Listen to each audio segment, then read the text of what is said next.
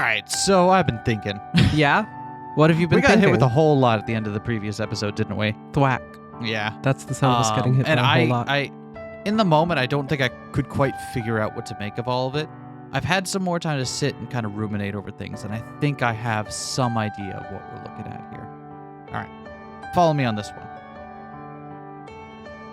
The player character that we've been seeing every bit through this entire game is Takako. Okay. Takako lived her life with a young what's her Lily. Mm-hmm. The two of them grew up together, were childhood friends, dated as they entered adulthood.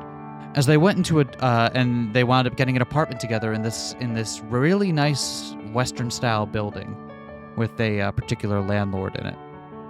However, as Takako got older, she stopped being able to form memories correctly. Mm-hmm. She would lose entire swaths of her memory, or create things wholesale out of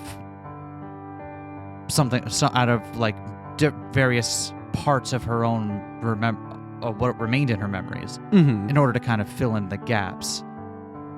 Over the process of that, she winds up forgetting entirely who she is. And this winds up manifesting in the way that she sees the people around her. Like, she projects different identities onto them. Based on who she's seeing herself as at the moment. Yes, and who she is able to get with, or who she is able to rationalize them as in her own head. And as we see later on, that's something that she deals with for what it's probably a result of her senses turning themselves inwards for extended periods. It's easy for her to lose herself that way. She's lived with Lily, her partner, for this entire time. And Lily, being her understanding partner, has tried her best in order to give her a supportive life. But at this point, her girlfriend no longer recognizes who she is, and in fact thinks she's a different person who was in love with Takako, this imagined person named Sachiko. Sachiko doesn't exist, but is more the persona of who Takako thinks she fell in love with. And it's why her visions are always filled with different people that seem to take on different qualities of the one she loved, Lily. In Takako's view, which I think takes place more in the past, this does take place in the past, I think what she's seeing are Kozue, who is projected with what she remembers Sachiko as a childhood friend of hers. Who else is it? Mayuko, the landlord character, who she projects kind of that more. She makes kind of advances on almost flirtatiously, but the landlord is like, I probably shouldn't do that. It's not a great idea for very good reasons. And Sanai, who has more of like the bookish kind of quiet aspects of her character. In the present day, we now have Takako, who has completely forgotten herself as her original self, and has now inhabited this Sachiko persona that she invented as the one she fell in love with. And also Narasaki. Make up a guy, fall in love with the guy, and then become the guy. That's the plot. Now, the thing is, Lily has been living with her this entire time and is trying to take care of her partner. I think she's represented by... I don't know what she's represented by in the past Takako. I think maybe... That one I'm a little bit unclear about. But I think Lily, is, judging from the tip screen, is indeed who Takako fell in love with originally. And it's her characteristics, her kind of dark purplish hair and quiet, chatty persona that is projected onto everyone else. Quiet, you can even chatty? See, those aren't mutually exclusive. Okay. You can even see on the tip screen how intentionally it shows Takako holding someone's hand, but we don't see whose hand it is. Because this is Lily's perspective, not this imagined Sachiko. So, this also explains in the present day where I guess Nanai would be the landlord character. And given that Takako had made advances on her in the past, she like that gave her made her feel a bit emboldened to reciprocate at this point in the future after, having them live there for so long. And the people she still lives in the building with don't really question her as much anymore because they know, oh, it's the one nice lady who lives up there and who can't really remember things that well. And they're just like, okay, we'll, let's not press it with her. Okay. That is my guess as of right now. That's pretty fucking solid. That's a better explanation than anything we've had so far. It wouldn't get out of my head after we finished the last episode, so I had to come up with something. And we get all that stuff like, oh, we hear in flashbacks that so-and-so happened to Takako, and then in the present day, that same described thing is happening to Sachiko. Yeah, exactly. I think, short version, we're playing as Takako. Takako doesn't remember who she is. Sachiko doesn't exist, and Sachiko is like this imagined version of her old love because she can't remember Lily. The thing that I don't know how to deal with is where Lily claims that her friend chose to forget. That's the one thing that I'm like, I don't know how to reconcile that. Because this would all be explainable if it's just something that the nature of the disease that Takako has that they've described throughout the narrative. But I don't know how to reconcile that if Takako chose that. So, I don't know. Just thought I'd let y'all know where I'm at with my thoughts at the moment. Good thoughts. Good thoughts. Fucking tip screen, man. As I rolled around in bed, the sheets slid down my shoulder. I opened my eyes and sat up. The decorative plant with heart-shaped leaves and the sheep figurine sparkled in the morning sun, making me narrow my eyes. Oh yeah, and the clover bits obviously didn't happen as we think either. I mean, because the places they go to are she goes to see Narasaki, to the library, right? Yeah. All places that have analogs there.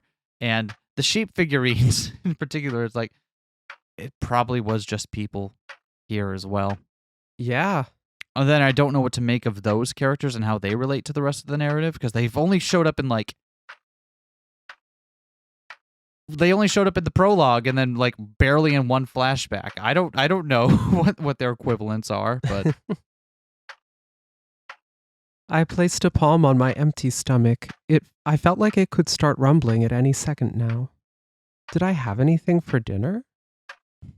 Before I knew it, the world beyond the window had turned snow white. Some frost had formed on the window glass and was sparkling in the sun. I gazed at it for a few minutes, then climbed out of bed.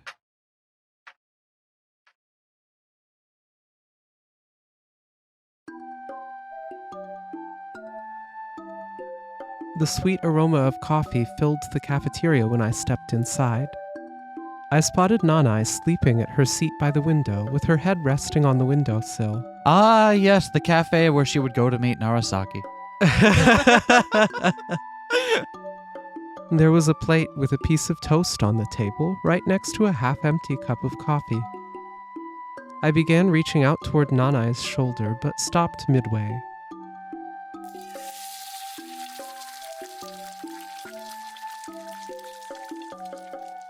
Oh, good morning. Nanai addressed me while I was stirring the frying pan. Good morning. I'm sorry for using the kitchen without permission. No, don't worry about it at all. It's my fault anyway. You should have woken me up. You looked like you were deep in thought. Did I? Nanai sounded a laugh. I slid the fried egg over to the plate with the toast while also adding some salad for garnish. I then left the counter with said plate in hand and placed it on the table Nanai was sitting at.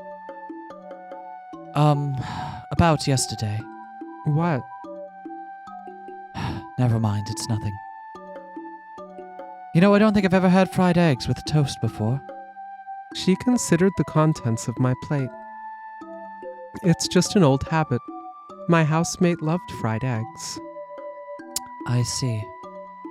If there wasn't at least one thing she liked on the plate, she wouldn't ever shut up about it. And if there wasn't anything I wanted there, I'd just sit you on it.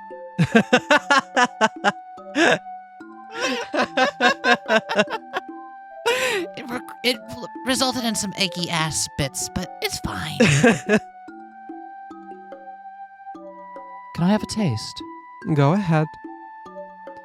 Nanai held up her piece of toast with 3 fingers and extended it toward me. After I placed a slice of fried egg on it, she took a bite. Oh, that's both salty and sweet. Pretty good, actually. Thanks. Can I have more? Sure. Nanai thanked me and picked up another piece of toast. Oh, nom nom. I put some fried eggs on it again. Oh yes, I heard you took a liking to our library. Auntie said she often sees you there. Yeah, the silence helps me relax. That place is full of ancient books and not much else. I doubt you'd find anything useful. They haven't been able to update, say, the psychology section in a while. Perhaps you're right. The particular shelf behind the stairs I tend to frequent has some more modern novels, along with magazines about cooking and fashion. I see you like keeping your things organized. Depends on the thing. Do you not like that library? It's not that. The place is just a bit too silent for me, though. When I look high up at the ceiling, it makes me feel like I'm a dead fish that sank to the bottom of the sea. All it contains is old information and records that are no longer relevant to our age. Reminds me of old stuff like ancient rusted bicycles and cans that people fish out from the sea. I thought you liked old things. I like old things that still serve a function. Nanai suddenly made an awkward smile. I'm sorry about yesterday. I was really drunk. I placed the coffee cup on the table. When I looked up, I saw Nanai covering her face with one hand. I started running my mouth like some know-it-all. I'm getting embarrassed just remembering it. It's okay. I'm not upset. Are you upset? I'm not upset. I'm not...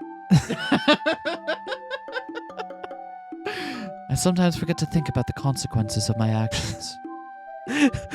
When will you learn? When will you learn that your actions have consequences? Everyone does that sometimes. Reminds me of the worst essay I wrote in my life, back when I applied to an arts school. Didn't know what to write about, so I began describing what kind of talents I had in minute detail. Normally you'd write about your motivation and plans for the school year, but I did so many things that make me want to kill myself in retrospect. I always tell myself not to run my mouth, but it always falls apart the moment I get too excited about something. Well, we all fit into this world like puzzle pieces after all. I don't know if you're trying to help, but I'd appreciate it if you didn't bring that up again. Really? Well, I'll interpret it in a positive way this time. Nanai made a faint smile. I ended up unable to contain a smile myself. We continued cheerfully chatting for a while. After we had finished, Nanai picked up our empty plates from the table, walked behind the counter, and began washing them in the sink. She offered me a second cup of coffee, but I refused. I had been feeling sleepy since morning, but I didn't feel like caffeine would help. With my head still feeling somewhat heavy, I looked around the cafeteria while sipping what remained of my coffee. Ever since coming here, I had been the only guest to use this huge room. When I thought about it that way, it all felt really extravagant. For a while, I gazed at the lavish stained glass and the decorations on the lamps around it. Eventually, my eyes wandered to the pictures on the wall. The first one I looked at was the group picture with Nanai, her mother, and Lily. My gaze traveled further, passing by pictures of Nanai when she was little, then a well by the mansion that was no longer here. As I gazed at Nanai's childhood pictures, I suddenly felt like something was off. I stopped on one particular picture and gave it a closer look. Nanai and some other child were playing in the plastic pool. The inner yard of the mansion was visible in the background. As I frowned, trying to figure out what was bothering me, I suddenly saw something in the corner of my eye. I glanced at the window and saw Narasaki walking through the inner yard. Nana and some other child. Okay.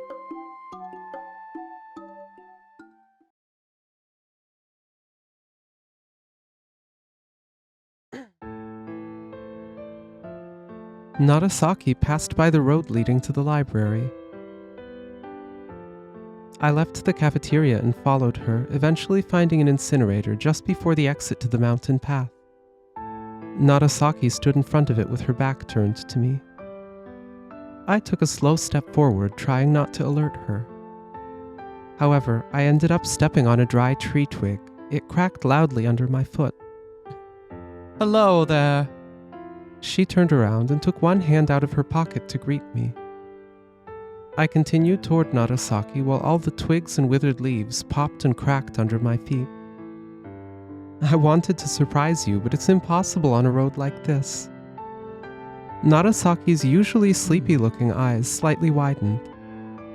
I don't recall you being the type to pull cute little pranks. Hey, even I can enjoy stuff like that when I'm in a good mood. Oh? Narasaki smiled. I lined up next to her and looked at the incinerator. What are you doing? I was taking a walk when I found a nice place to warm up. The temperature really dropped down this morning, didn't it? Oh no, Narasaki's gonna warm up.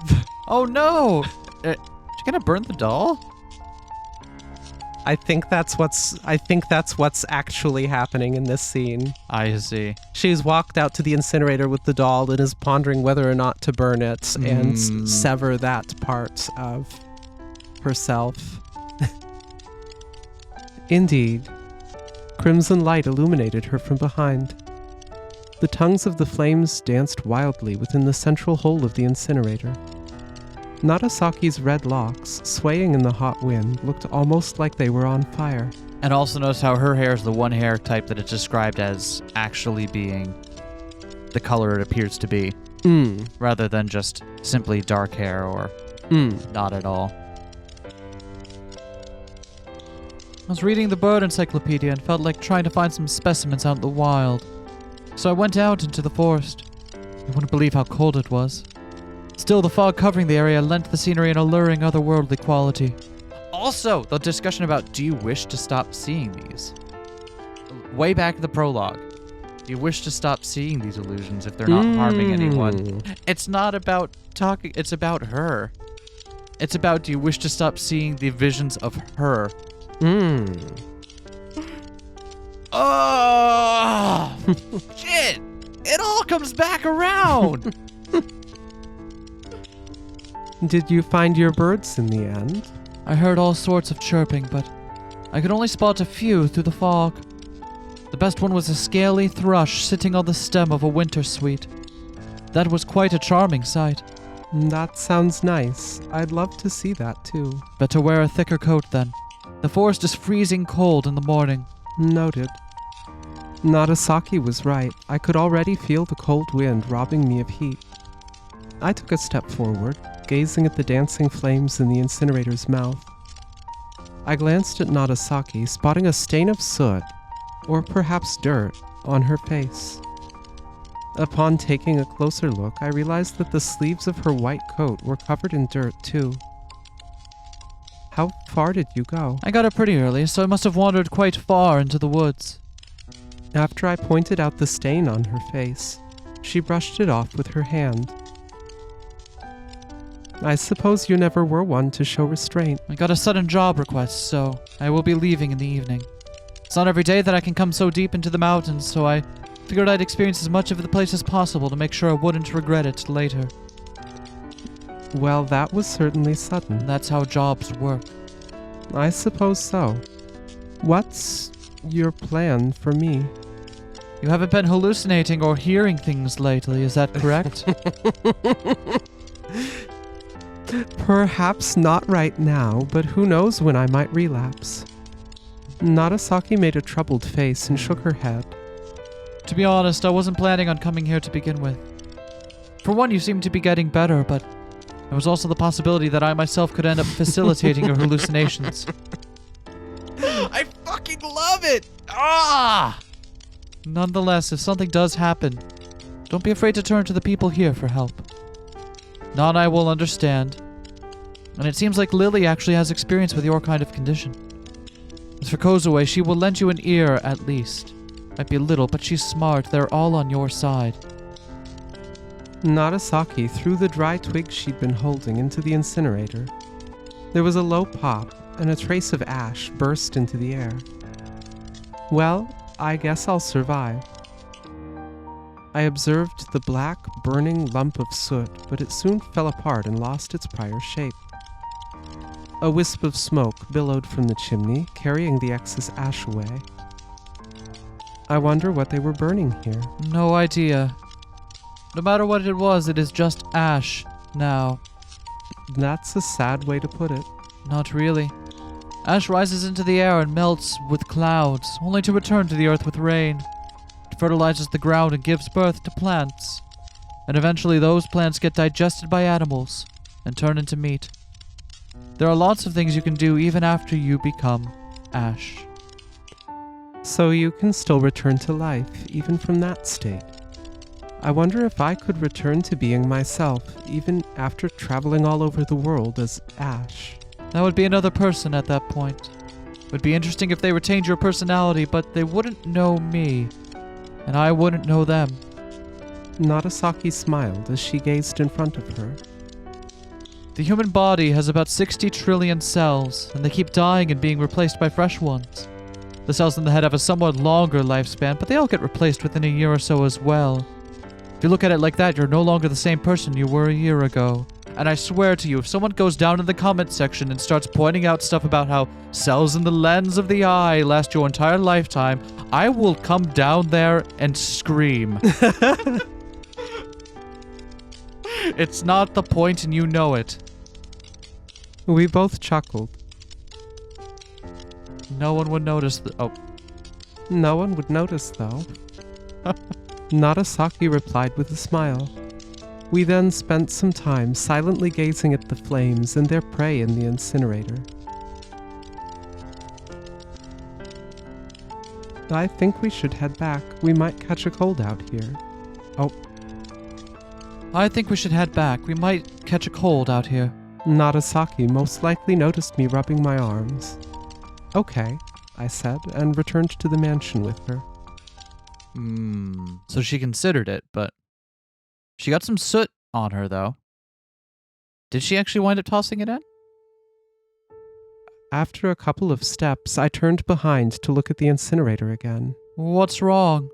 Nagasaki, who had been walking in front of me, also turned around. I felt like something had pricked my heart. It was a very faint feeling, but I was certain it wasn't just my imagination.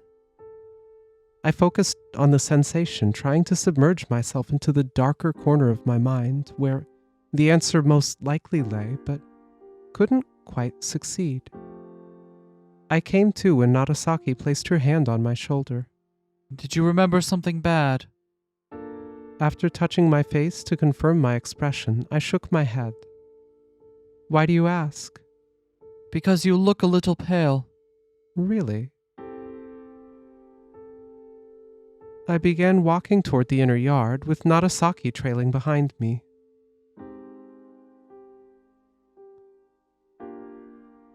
Speaking of which, you two are planning to make a rest area in here, aren't you? Asked Nagasaki as we reached the lobby. Yeah, Nana wants to use this corner for it right here. Are you sure there's enough space?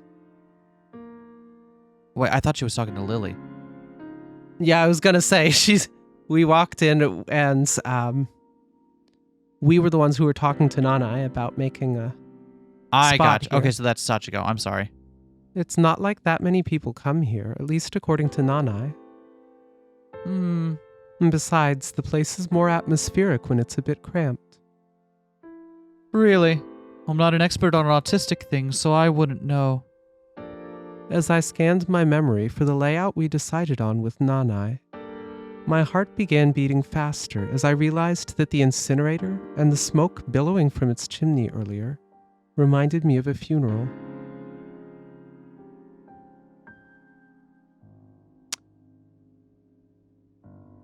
Thinking back towards the very first scene where we saw Sachiko at the funeral, right as Narasaki approaches her for the first time. Don't know what to make of it. But that was all. Wait, what were the things that Lily said about her friends? 2 important people close to her had died just before that? Her friend who disappeared? Was that what she said?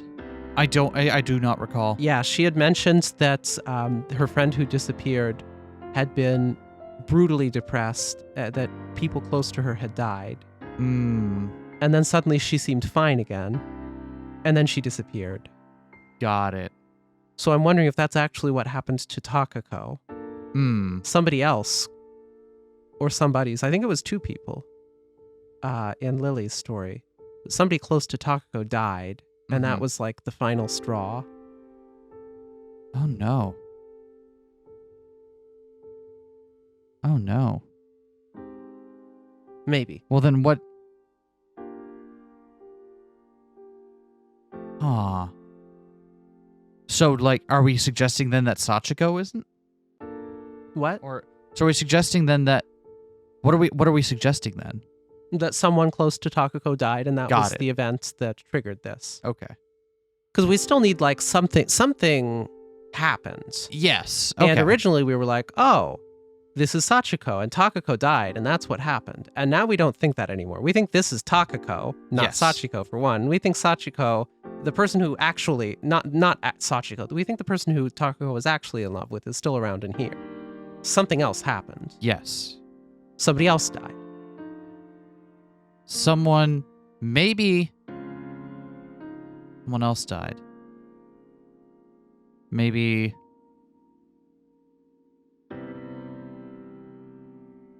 what if there was a Sachiko who died young, and Takako can't stop thinking about them, which is why they've populated their version of the world with a small child who has all the features of Sachiko as a kid, Maybe. who never seems to age. I felt like your theory originally was a lot more elegant. I think it can that's just be true. someone died. Yeah, it could Lots just of be people someone. die. Okay. It happens. I kept telling myself there was nothing more to it. If you got no other plans, I'd recommend going to sleep early tonight.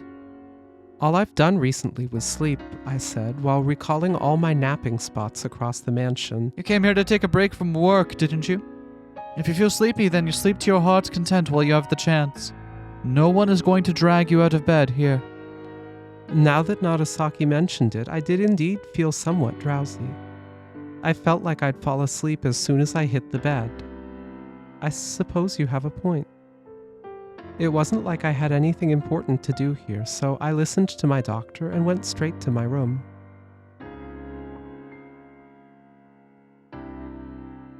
Nagasaki climbed the stairs and walked down the corridor with me, almost like some kind of a bodyguard.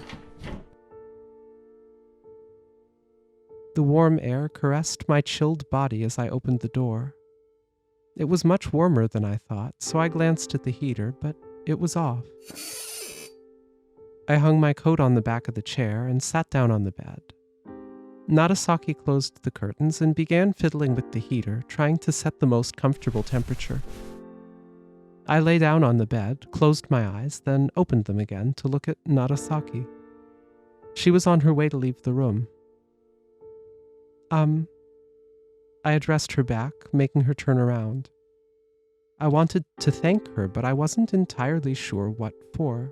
You want me to stay by your side until you fall asleep? Nagasaki returned and sat down in the chair. We spent some time chatting. She remained seated in the chair while I was still lying in bed. Her voice relaxed me. You need imagination for that kind of work. She made a remark about the company Takako and I founded. Have you ever thought of ideas as a spring? Oh. Have you ever thought of ideas as a spring? Not really, but I remember Takako saying something along those lines. She likened them to a well, though. I think she said that every person had their own well inside them, and that all the feelings they had felt up until that point were stored there. And to convey them to other people, you have to scoop them out of your well and carry them to theirs.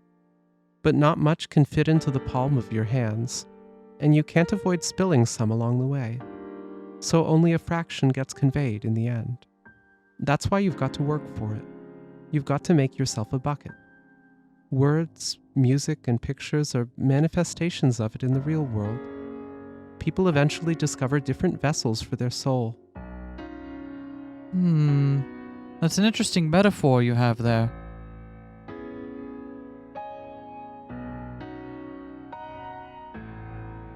Huh. Takako must have done a good job if you really think that. I see. Indeed, there was something in her, well, and you were truly in love with her. Where did that come from? You always cheer up when you start talking about her. Really? I was asleep before I realized it, and likely due to how often I'd slept during the day, I had yet another dream. I, as a little child, was in a small, round room. There were countless familiar-looking toys scattered on the floor.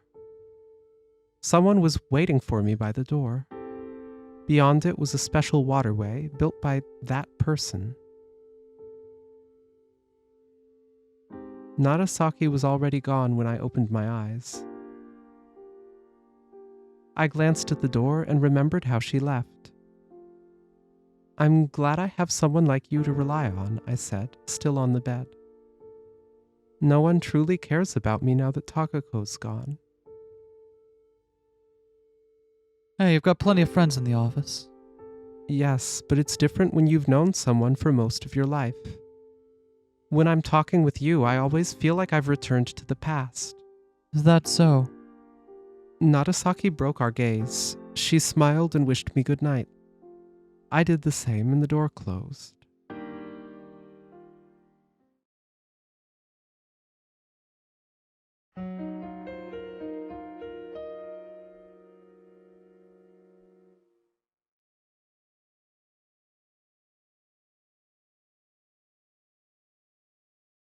I woke up at the same time as usual. I would usually wake up at the same time, regardless of my schedule. I would not run late for work, but that also meant that even if I stayed late on the weekend, I would still end up waking up early the next day. This skill earned me a supplementary prize for attendance in high school, but sometimes it felt more like a curse. It hadn't been working quite as well lately, probably due to how severely exhausted I was, but this morning, everything suddenly went back to normal, and I was already up and about at 7 a.m. It had been a while since my last dream, too. I couldn't remember when I went to sleep yesterday, so I decided to read the book I left by the bed to kill some time. But I wasn't feeling sleepy, even after 30 minutes of reading. I must have slept well last night, so I pulled myself together and got out of bed.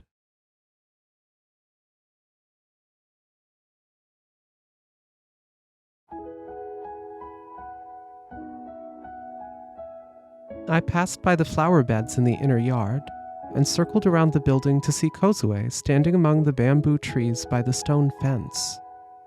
She kept looking at both the ground and a piece of paper in her hand. What are you doing?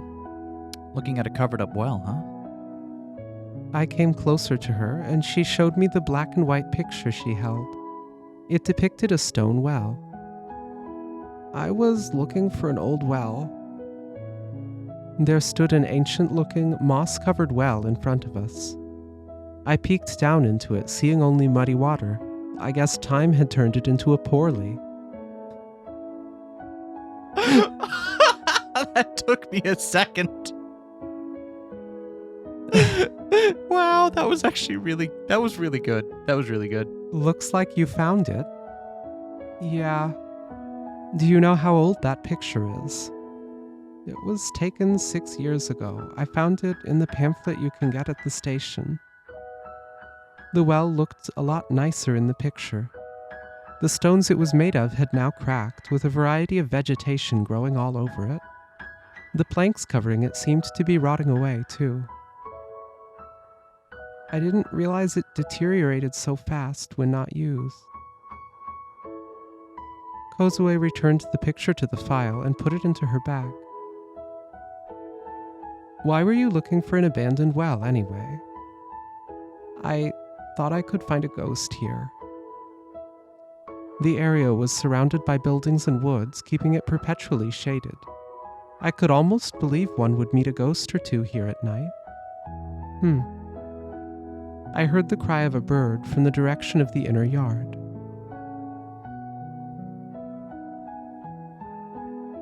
Kozue turned to me.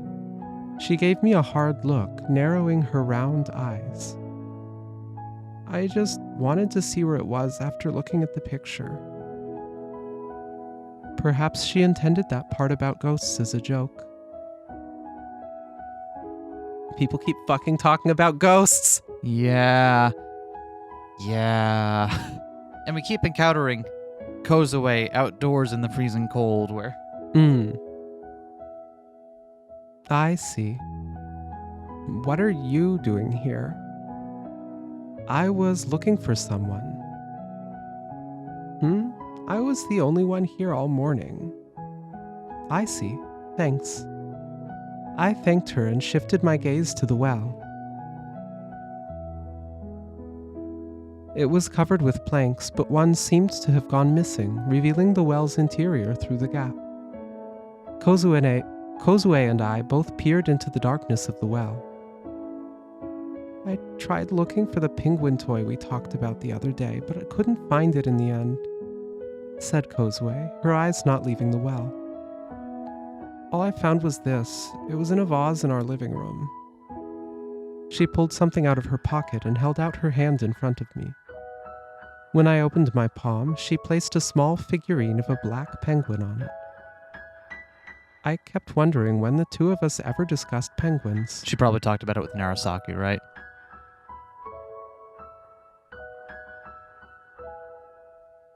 Who was the one that discussed the penguin toys? I guess it was Kozue.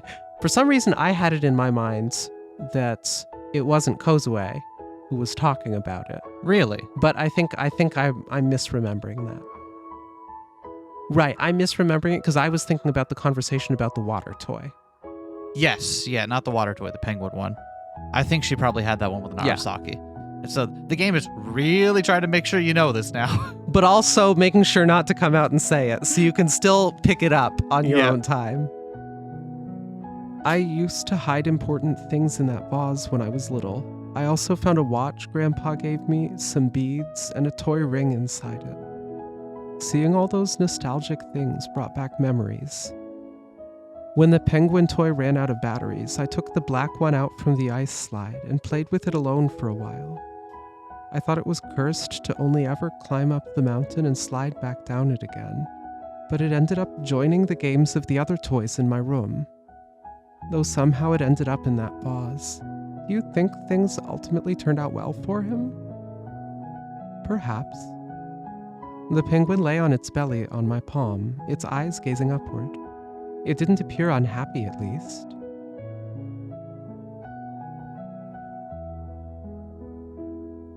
You can have it, said Kozue. She smiled. Isn't it important for you, though? Oh, don't sweat it. I'm too old to be playing with things like that anyway. And you'll be leaving soon, right? It can be something to remind you of this trip. Of course, you can throw it away if you don't want it. I couldn't help feeling surprised. Her giving me a present like that probably meant she didn't want me to forget her. I was under the impression she wasn't all that interested in other people and preferred to stay away from this kind of relationship, but perhaps I was wrong. Thank you. I'll make sure to take good care of it.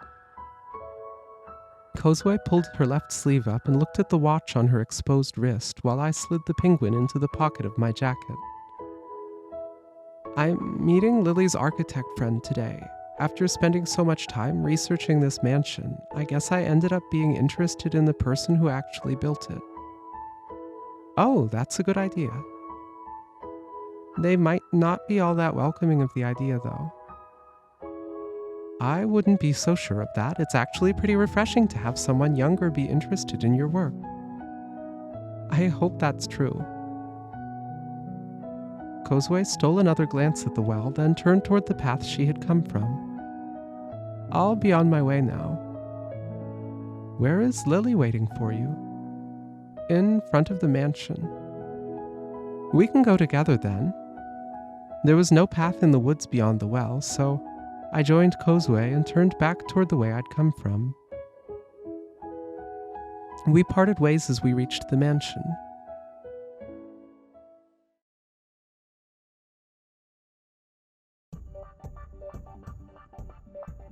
I circled around the mansion, emerging at its front entrance. Upon reaching the parking lot, I spotted an old Japanese bike in the shade of the trees. There was not a single car in sight, though. Are you looking for something? As I began looking around, Nanai suddenly appeared from beyond the open front doors. I'm looking for Narasaki. Who? Whomst? Yeah.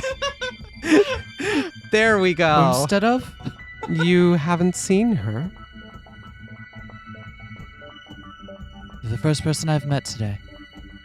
I see. Did you see that little knowing Yeah, thing? the moment of... okay. Right, and then Play along, she play along. she knows to play along. Yep. That's the important thing there, is that the people here understand and know to roll with it when the particular guest is like this. Yep. I heard the grandfather clock in the lobby strike the hour. If you're not in a hurry, how about we have lunch together? I looked up at the sky. There were no clouds, only some dry, warm sunlight. There's no clouds and it's sunny, but also it's snowing out and winter. Yep. I feel like this keeps happening. Yep. I think it's meant to signal that we've transitioned from, like, what's really happening to some kind of dream-like. Maybe.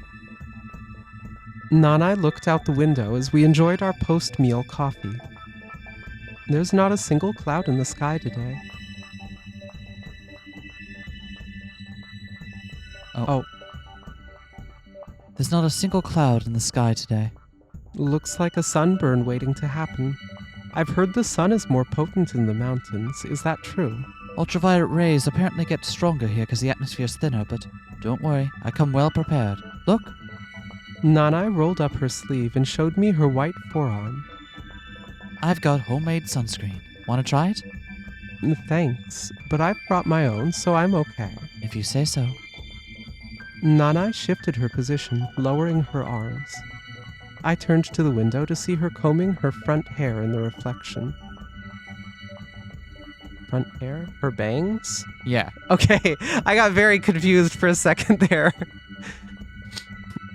I wonder what the weather is going to be tomorrow. I was thinking of going hiking. Oh, that's nice. Should be clear weather tomorrow. Do you want to come? I do, but I'm not sure if I can make it. Nanai hid her hands behind her back and made a deeply sad face.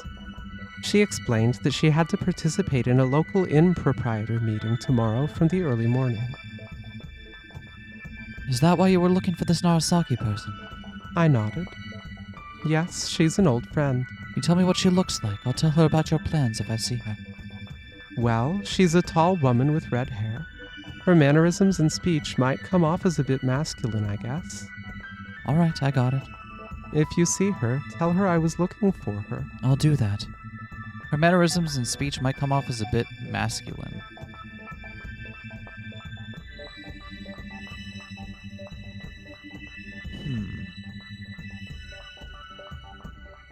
Are you sure you don't know her? She was staying here. Well, we're closed right now. I thought I had already told you. That's right, you did. The cafeteria door suddenly opened. I'm sorry, did I intrude? Lily stood in the entrance. Not really. Nana, could you come over for a spell? You know, so I can make sure you don't fuck this up. I'm sorry, but I've got to go. Okay. Just leave the plates here. Okay. Nanai apologized to me and stood up. Sorry for interrupting you in the middle of conversation. That's okay, but I thought we agreed you wouldn't call me Nana in front of people. Oh, we did? I could hear a bit of their conversation beyond the door. Listen more, listen more! I finished my cold coffee and brought the cup to the kitchen along with Nana-Eyes. Son of a bitch! I stood there for a few moments when I suddenly heard a ringing sound. I walked toward its source. I left the cafeteria and continued to the lobby. The big, black, and somewhat antique-looking telephone on the counter was ringing. Ring, ring, ring, ring, ring, ring, ring.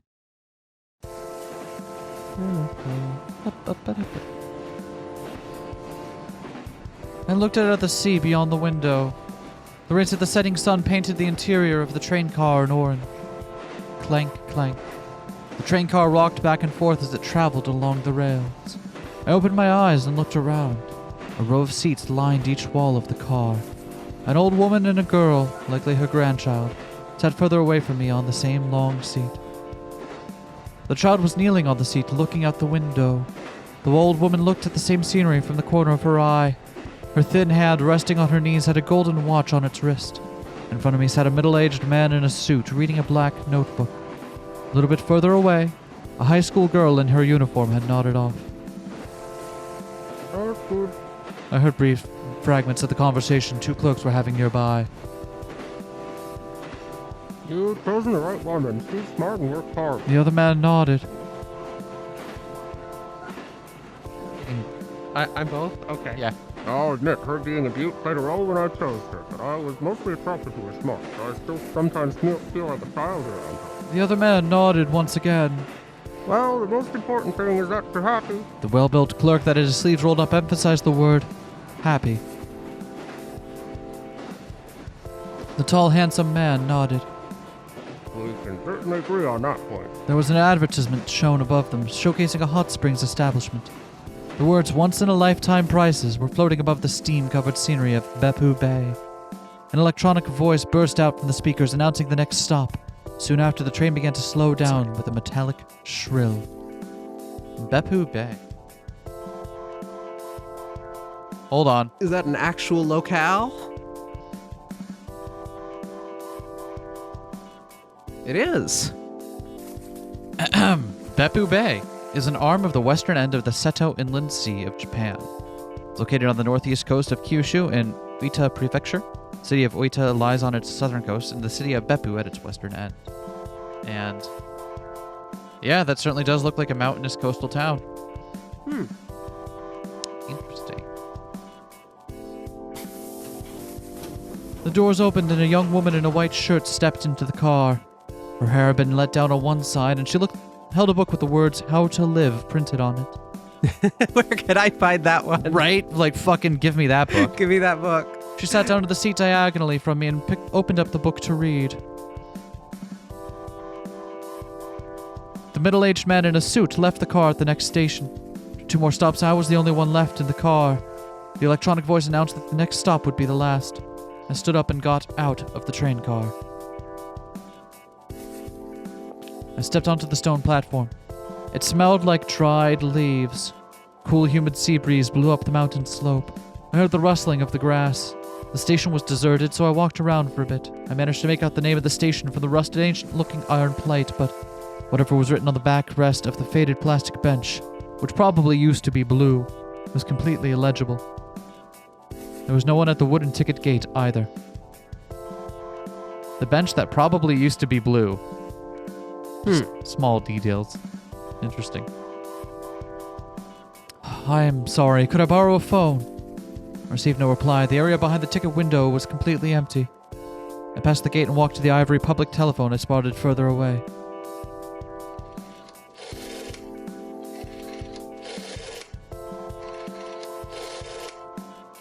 I could hear the long blades of grass rustling in the wind outside. I checked the clock on the wall, then picked up the receiver, stuck a coin onto the coin slot, and turned the dial a few times. After a few beeps, someone picked up the phone on the other end. Hello? Narasaki, where are you right now? Oh, hello. Hello? Wait, what? Oh. No, I think she's saying... Oh, okay. Hello? Nagasaki, where are you right now? I'm at the station. The station. What about your car? It's close by. I wanted to take a little detour. Sachi? Oh, Sachiko's voice came a bit too loud from the receiver, and I scratched my ear. I see. Coming by car was a bad idea after all. Driving through mountain roads can completely wreck your hips. When did you leave? You didn't say a word, so I was worried. I left early in the morning. I didn't want to needlessly wake you, which is why I'm calling now. I wouldn't have minded. Being all ceremonious like that only makes it harder to say goodbye. If you say so, but just so you know, I spent the entire day looking for you. Oh, I'm so sorry about that, but why? I didn't see you anywhere, so I got worried. It might sound weird, but I almost felt like you vanished into thin air or something. I let out a laugh, imagining her indignant face on the other end of the line. I asked Nanai about you, and she said she never met you. I was worried that maybe there was something wrong happening with me again and didn't pursue the conversation, but you were staying at the mansion, right?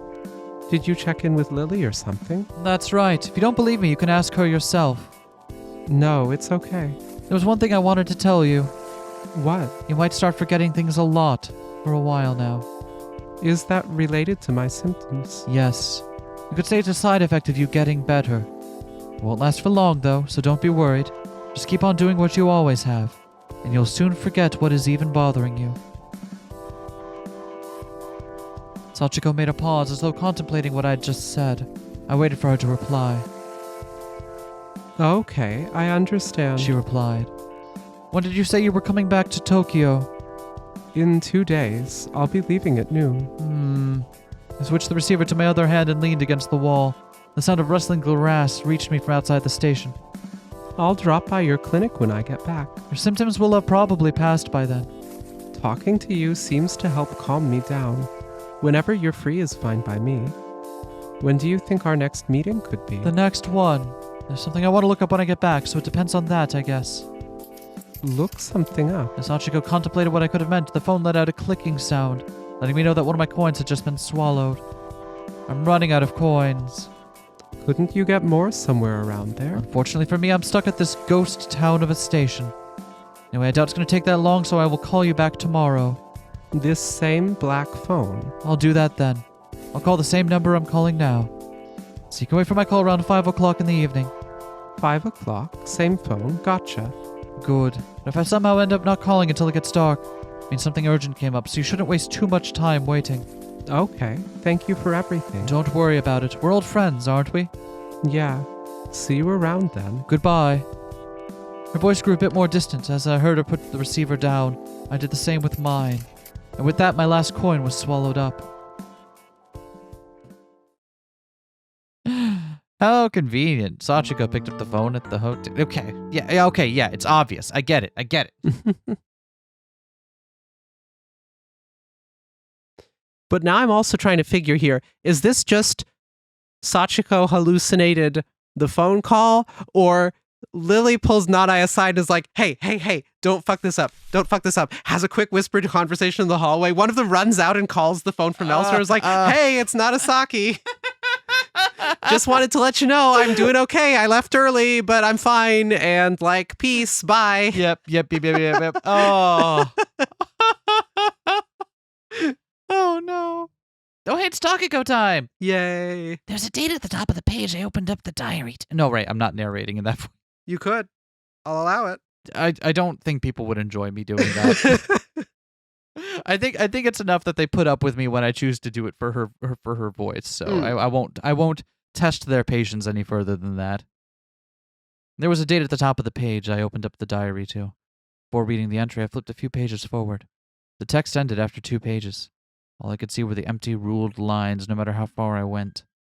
I returned to the page with the date. There were no other dates on the following 2 pages, which made this the final entry.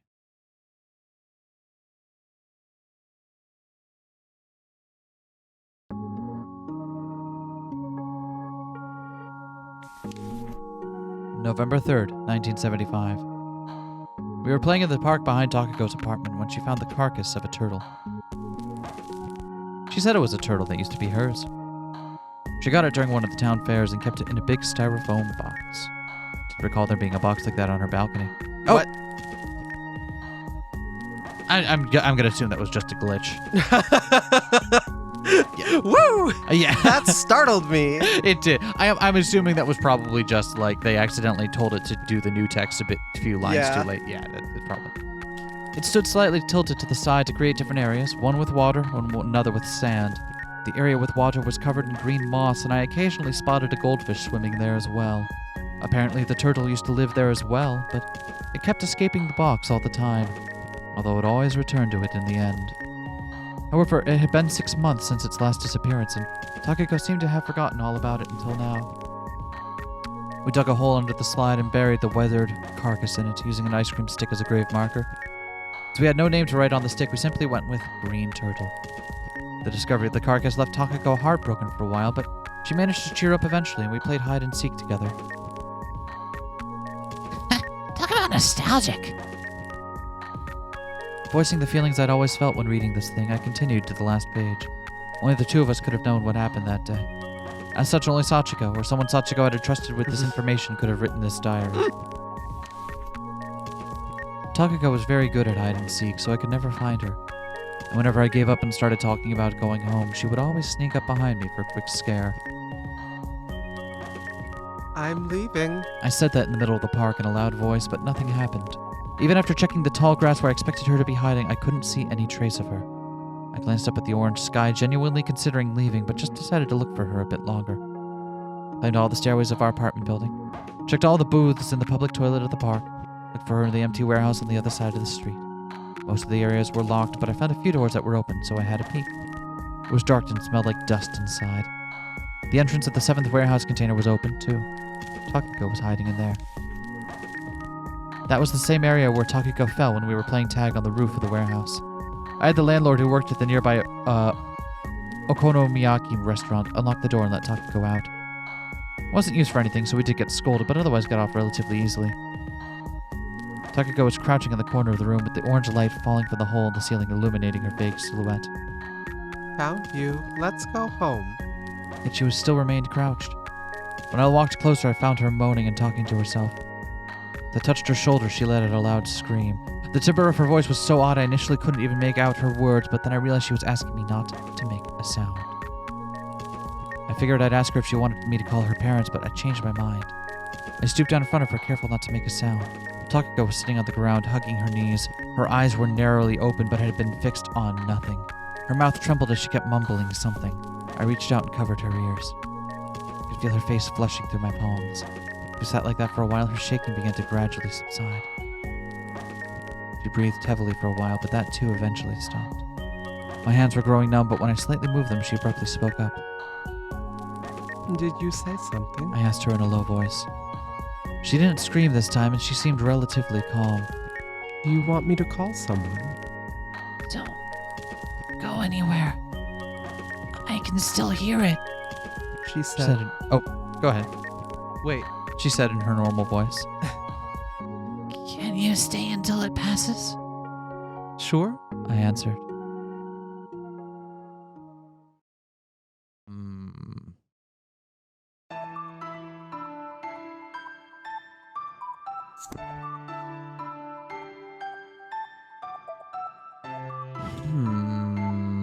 So that's once again bringing back to us that Takako is the one who suffers from this, Yes, not yes. Sachiko. Yeah. If in case we had forgotten that Yeah. we heard that originally all the way back in like chapter 1 or whenever. So Takako just kind of fucked off and went and hid in a trash thing somewhere that was locked and someone else had to let her out of it? I think the locked thing was a description of earlier when she fell Right, from the right, roof right, while right, playing right. hide and seek. Got it. I finished the diary and lay down on the bed facing the ceiling. That's right. I knew it. Mayuko did the exact same thing that Sachiko did when my ears started to ring. You don't say. You don't fucking say. Maybe she actually was Sachiko. That vague idea had been in the back of my mind for a while now. If she was the one who wrote that diary, then it made perfect sense that the parcel came with it that came with it had no return address. But why would she do that? Why was this happening? No matter how hard I thought about it, I couldn't come up with an answer.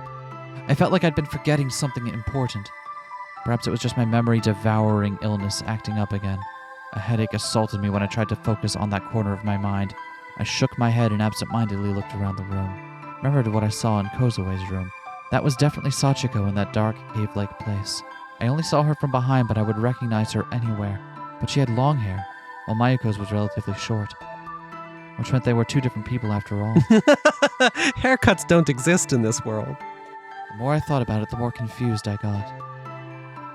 Ah, I let out a sigh. I closed my eyes and tried remembering Sachiko's face in that darkness, but the area around her eyes remained dark, so I couldn't visualize her well.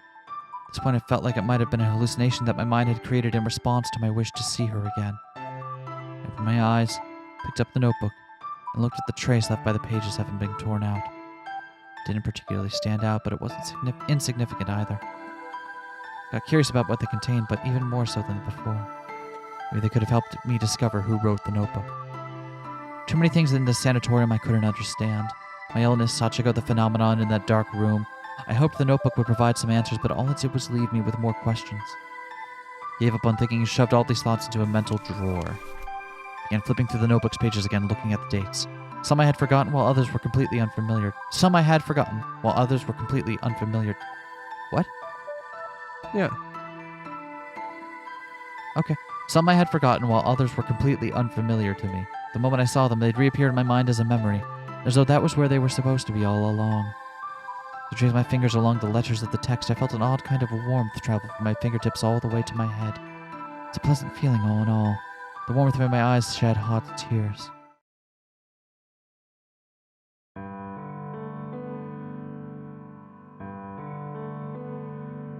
After I calmed down a bit and sat up, I felt pain in my shoulders. They must have gotten stiff after staying in the same position for so long. I climbed out of bed and stretched my limbs. Then I left the room and took a stroll around the sanatorium. The orange rays of the evening sun illuminated the corridor. Good afternoon, Takako. I turned around to see Mayuko behind me. What were you doing today? you haven't asked me to do anything, so I was just reading the diary in my room. Mayuko's eyes shifted to the notebook in my hand. I see. I feel like reading that thing is all you've been doing lately. Oh, I actually finished it just earlier. Mayuko's gaze returned to me. I could feel the warmth of the orange-tinted sunlight on my skin. Did you find anything out? Mayuko asked. Let me remember a lot of things. Felt like I have a better understanding of what kind of person I am. If I was to link my mind to my body, I felt as though a missing limb had just been reattached, letting me move more freely. On the other hand, the limbs that were still missing stood out all the more. And now I kind of feel lonelier than before. In what way exactly? Showered by the light, Mayuko made a faint smile.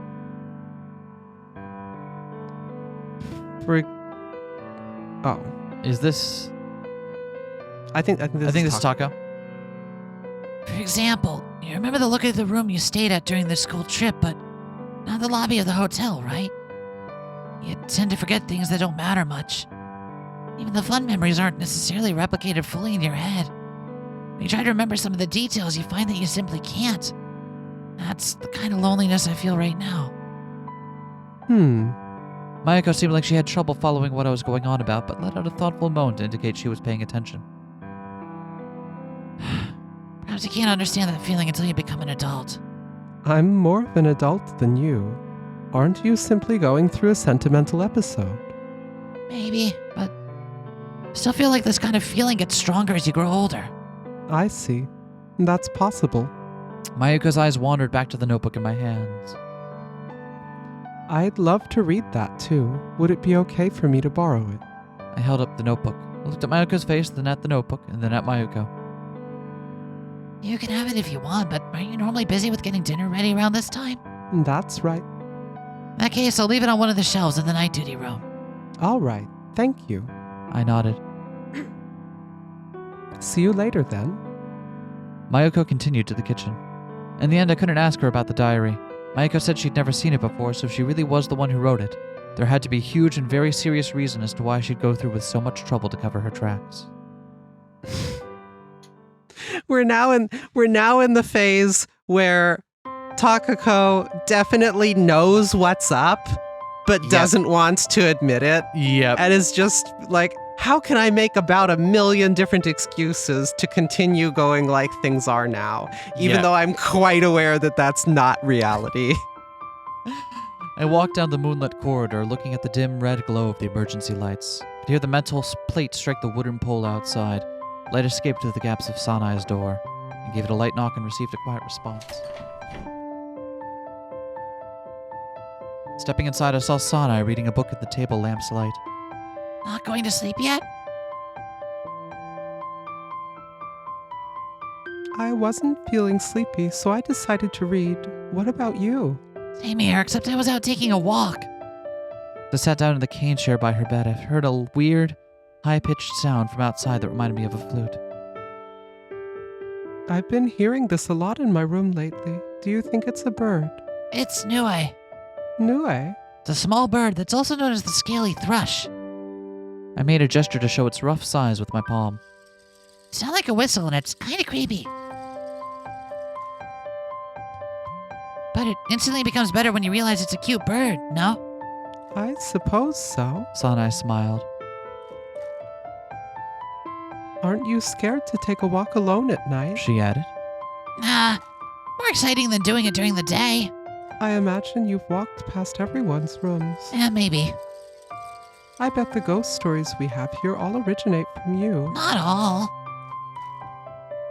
What do you mean? Sanai knitted her brows. I'm hungry. There's yesterday's jelly in the refrigerator. Can I have it?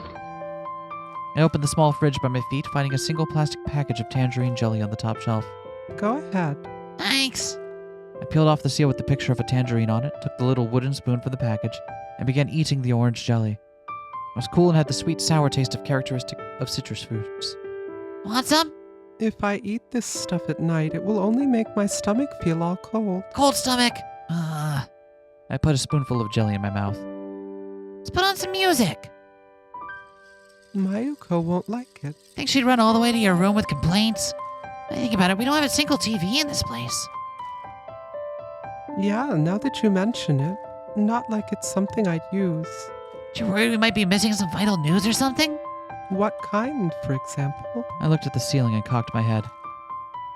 Like a giant monster approaching our town, or something. Sanai chuckled. What kind of monster? A humanoid, 15-meter tall anteater that uses its snout to suck people straight into its belly through the windows of their houses. I made the shadow of an anteater with my fingers in the dim light. Now I'm going to be too afraid to go to sleep. We might be in severe danger if we miss an announcement on TV telling us to keep the lights off and not to make a sound. Sanai glanced at the window. These kinds of things always just appear in front of the window without warning. Then you gotta run and barricade yourself in the bathroom. Trapping yourself in a confined space in horror movies is basically suicide. I don't think I've ever seen someone survive that. The moment the character begins praying, you know they're dead. There was this one movie with worms that traumatized me. The one where they travel through pipes? That's the one. There was another movie where they had a sudden close-up of a freaky alien's face out of nowhere. I almost got a heart attack. That's the one about the alien that can split into particles and reform, right? Yeah, surprised you know it. I used to watch lots of movies. Is there anything else that scared you? Nah. Oh wait, no, that's her responding. Oh. T-Rexes now. T-Rexes? We pretty much. Oh, T-Rex. yeah, pretty much said that at the same time. Get what he decided to take shelter in there, but why did he just keep sitting without doing anything? I guess the writers figured it'd be more fun that way. I suppose. Talking movies in order to get you the time period again. I yawned. A whiff of wind blew into the room through the partially open window. I narrowed my eyes to see the moon blur and elongate in the distance. Not planning to go to bed yet? I guess I'm starting to feel pretty sleepy. Am I yep. Not planning to go to bed yet? Guess I'm starting to feel pretty sleepy. Though my legs still felt heavy as lead, I mustered enough strength to stand up. Good night. Night. I continued to the exit of the room with uncertain steps. See you tomorrow. Said Sanai as I opened the door. Yeah, I'll see you then. Thank you for the jelly. I returned to my room and threw myself onto the white bed. I wrapped the sheet around myself like a cocoon, letting my consciousness slowly melt into the world of dreams. I dreamed of seeing a 15-meter-high humanoid anteater by my window that made me panic and lock myself in the bathroom. No! Takako's getting the big suck! That would so be the title of the movie. The Big Suck.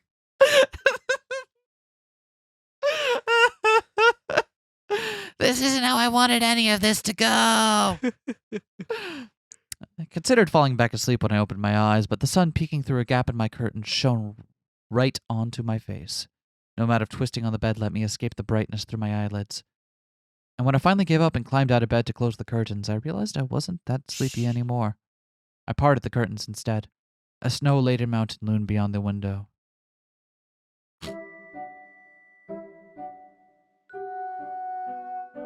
I spotted Kozue standing in front of the door leading to the inner yard. Yo, what up? I can't leave. Kozue turned the doorknob, but the door didn't budge. What are you doing here? I came to see the snow.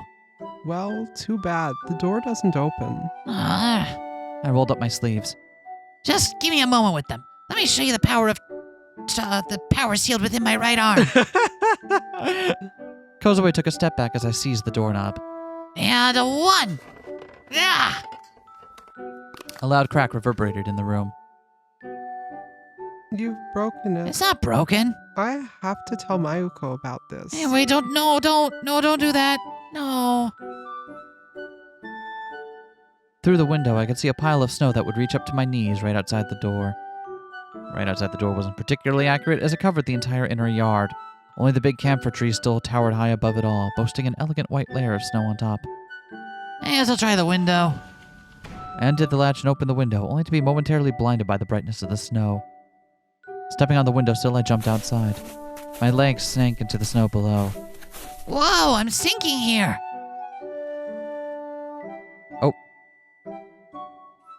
I was about to jump back inside, but Kozue walked in front of the window before I knew it, blocking the way. Open the door. I need a shovel to clear this much snow away. You have your hands, don't you? Are you kidding me? Look, my legs are already freezing, all right? Mayuko appeared behind Kozue in the corridor. What are you two doing? Playing with the snow. Good. Mayuko handed me a shovel through the window.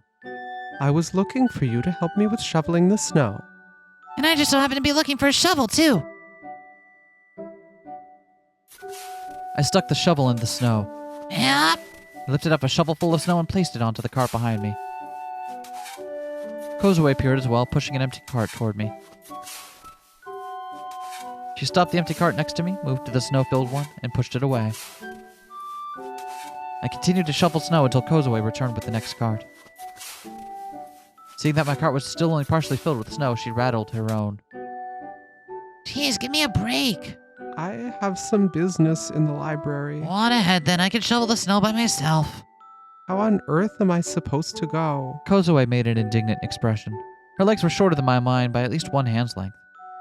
Cleared half the way already. It won't take that long. If you start taking breaks, it'll take until noon. Kozue rattled her cart again. Jeez, don't you trust me at all? I trust you about as much as I trust the paper used for goldfish scooping. Have I done anything to you? She smiled. Where are you bringing that snow anyway? Over there, where Mayuko told me. Mayuko appeared on the cleared-up road as we talked. I brought you some coffee. Thank you.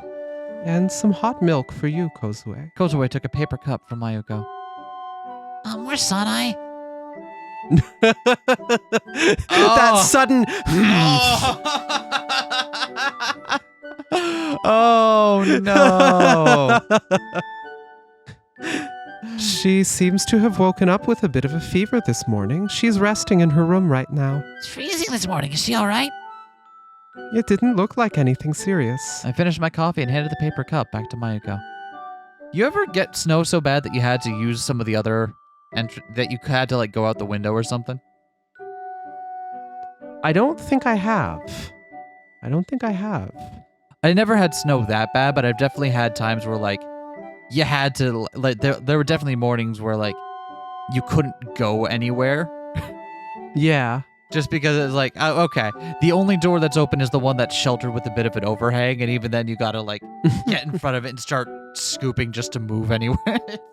Yeah, I don't think I've lived anywhere that is cold and that had an outward opening snow blockable door. Yep. Well, I guess our outer door opens outward. Yeah, but it doesn't snow like that anymore. yeah. It But- probably won't snow like that. But regardless, I don't think I feel like our buildings have been designed in a way that has made it possible to get the doors open Yep. and shovel. Yeah. Just fond memories of a childhood spent in a house covered entirely with snow, being like, how the fuck? Where do I? Whence? Time to figure out how the fuck to get to the school bus. When? Yeah, right? The school bus that is still going to come. Hell or high water. Oh yeah, just listen to this, Mayuko. Kozue said she only trusted me as much as the paper used for goldfish scooping. I once caught 5 goldfish with a single one. Actually, this one time I caught almost 20. 20? That sounds far too fishy. Is it really true? I'm not lying. That's not what I was trying to say. Can you hurry up and shovel the snow already? Kozue egged me on after handing her cup back to Mayuko. 2 cups in hand, Mayuko turned around and continued to the entrance. I found some ice on the roof, so I'll go and try to shatter it for now. Let's take a bath together after we finish with the snow. Sounds great. As I resumed work, I suddenly realized something and turned to Kozue. Can use the connecting corridor to get to the library, right? Borrowing the keys is too much of a pain. Seriously? Does Kozue exist? Hmm. I don't think so. It felt like she... And I think that also makes sense if she's appearing in both time periods as the exact same age and stuff. And do we even... Is Kozue the friend that died?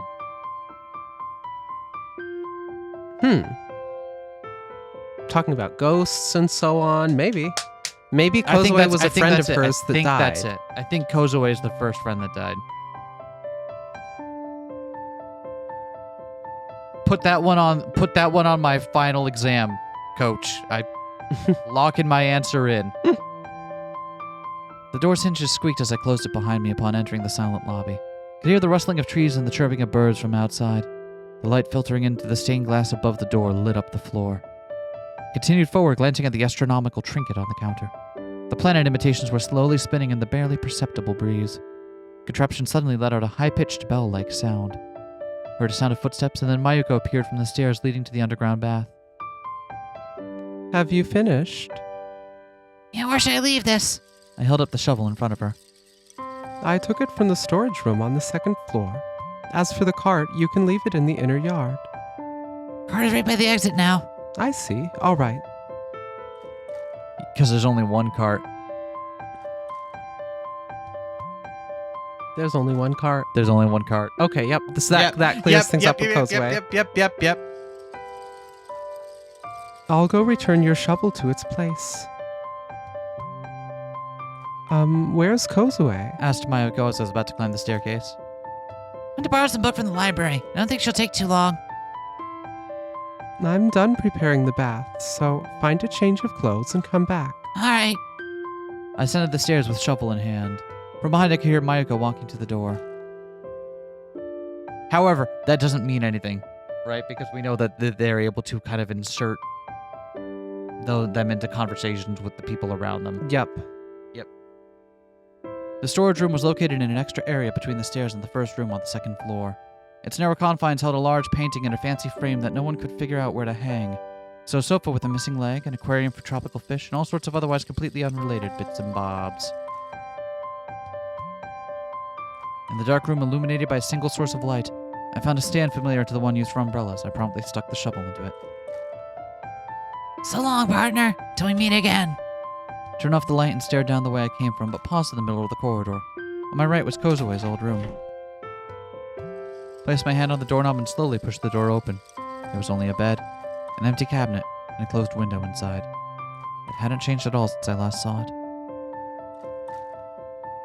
I could see the sky above the port town through the window. The light through said window illuminated the room, unconcerned that its master was gone. I stepped inside and heard the floor creak underneath me. I closed my eyes, but I couldn't sense the hard rock floor under my feet, the cold wind blowing through the walls of the narrow cave walls, the low humming that strangled my chest, or even the smell of wet soil and moss. The bath's ready?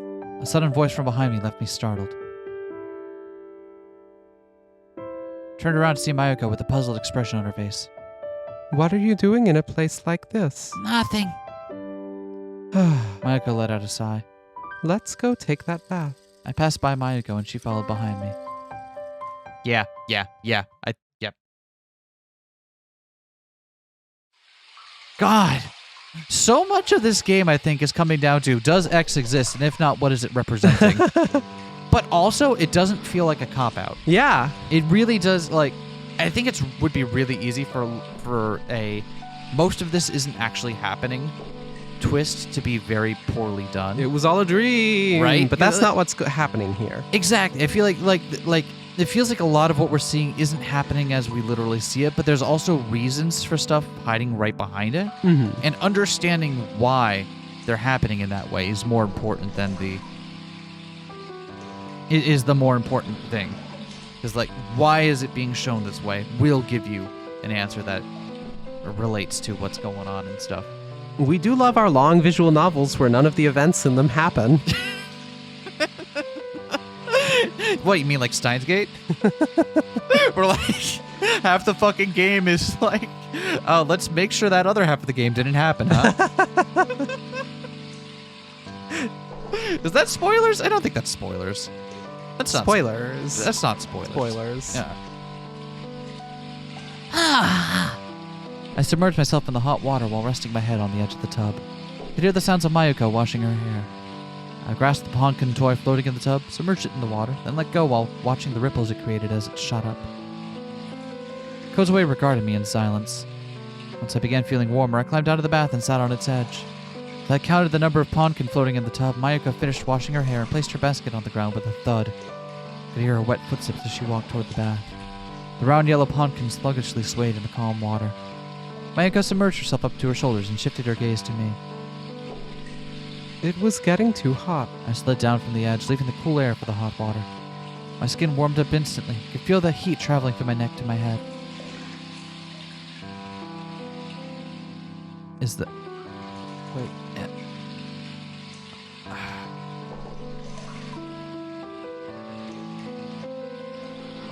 Oh, no. Oh, yeah, no. If you cool yourself off at proper intervals, every time you get to the bath will feel as good as your first time. And you never get too hot either. Really? I closed my eyes so my cheeks warmed up. You warm yourself in the bath, you cool down sitting on the edge. Rinse and repeat. You manage the temperature of the outer layer of your skin, heating and cooling it as though you were making a meal foil out of yourself. It's a elegant way of enjoying a bath. You're going to catch a cold like that. I don't think you need to worry about that. Said Kozue as she stood up. Yeah. Kozue knows that this is the healthy way to enjoy a bath. Hey, wait a second. I know what you did there, Kozue. I exclaimed, raising my fist. Are you leaving already? Kozue nodded at Mayuko's question, and I left the room. I spent a few moments gazing at the white, vapor-covered windows when a cold drop of water fell on my forehead. You're going to get your hair wet. Mayuko came over to me and tucked some loose locks of hair peeking out from beneath my towel back under it. Your face is red like a boiling octopus. I may have spent too much time in the water. I think it's about time you got out then. Would you like me to wash your back? Yay! Of course. Think of it as my thanks for shoveling the snow. I guess hard work does pay off from time to time. I got out of the bathtub, splashing hot water all around me, and sat down on the closest wooden stool by the shower. Mayuko brought a stool of her own, sitting down on it behind me. Yeah!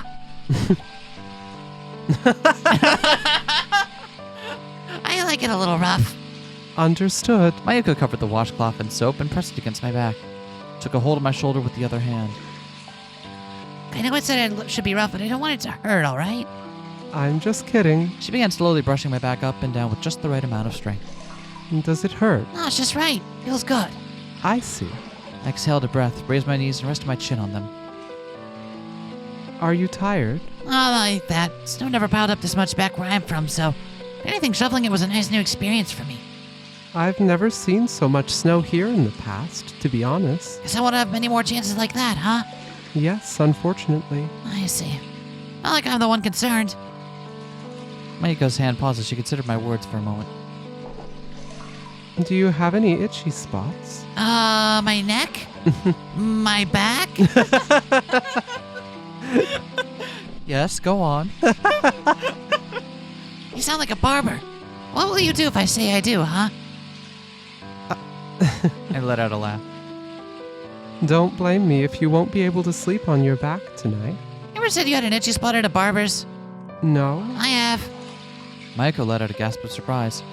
you actually had them scratch your head. Yeah, but then the rest of the experience didn't go too well. Totally rushed the dryer part afterwards. I think they thought of me as an annoying customer wanting to get it over with ASAP. I've always thought it was more like a figure of speech than an actual proposal. Feels good though. Wanted them to do it again. Well, I suppose I can see what you mean. It's good when another person scratches you, for real. How does your back feel? Feel nice. Wish I could continue this for hours. I see. After that, Mayuko also washed my arms and shoulders. Being awfully nice today, Mayuko. I've been nice since before I was born. I couldn't help but chuckle. Really? Oh, didn't you know? Half of me is made of pure, undiluted kindness. Never heard that one before. How'd you find out? I got a blood test here. You can tell that just from blood? Leukocytes, erythrocytes, hemoglobin, protein, and kindness. Oh no! Are you hemophobic? And in your case, kindness takes up half the whole? Yes, the other half is gaslighting. Wow! You've got the gaslighting and the girl bossing down pat. And you're gatekeeping me from reality, too. What's the average for a person?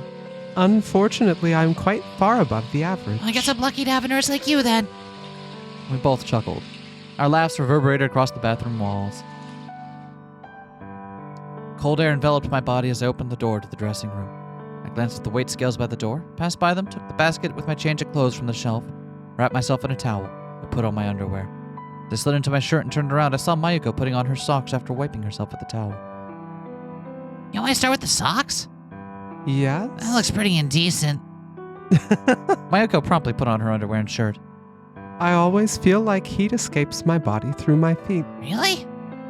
And honestly, I feel the way you think is far more indecent. Oh, really, huh? You want to go? Is that what this is?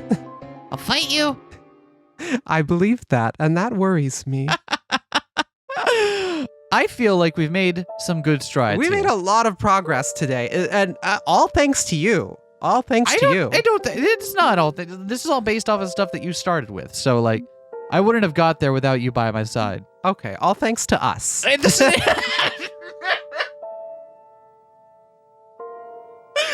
scenario name. Huh. What the fuck? All right. We'll see you all next time. I hope you're all enjoying this. I know some of you have been sharing theories with us in the Discord, and I appreciate that. I've been trying to leave my thinking in there as well, but also because we're always a couple episodes ahead of what's on the channel, I don't want to use too much of my future knowledge to skew things around. So I really appreciate y'all sharing that stuff because it is fascinating. We'll see you all next time, everyone. Bye. Peace.